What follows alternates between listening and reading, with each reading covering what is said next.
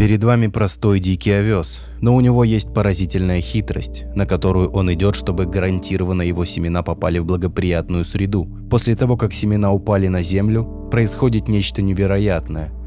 Овес начинает ходить.